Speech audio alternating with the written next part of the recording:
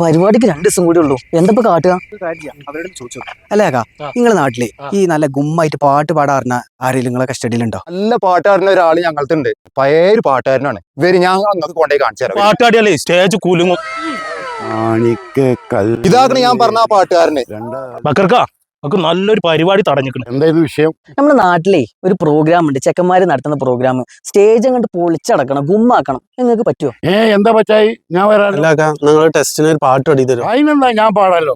ഇങ്ങോട്ടിരിക്കുന്നു കാക്ക പാടി കാക്ക. അതിന്റെ മുമ്പ് എനിക്ക് നിങ്ങളൊരു കാര്യം പറയാണ്ട്.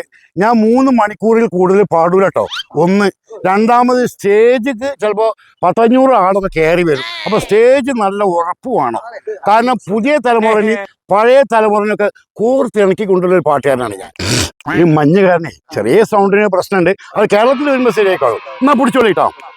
പാലും പഴവും കൈകളിലേന്തി, പാലും പഴവും കൈകളിലേന്തി, ഹായ് പാലും പഴവും കൈകളിലേന്തി. ഇതാ നിങ്ങൾ പറഞ്ഞ പാട്ടുകാരനെ. പാലും പഴും വേറെ ആള് നോക്കാൻ പോകും. കുട്ടികളെ നിങ്ങൾ പോകല്ലേ. ആ പാട്ട് പറ്റിയില്ലെങ്കിൽ വേറെ എത്ര പാട്ടിന്റെ അടുത്ത് പോരി ഒന്ന് വിളിച്ചിങ്ങളോ അല്ലേ?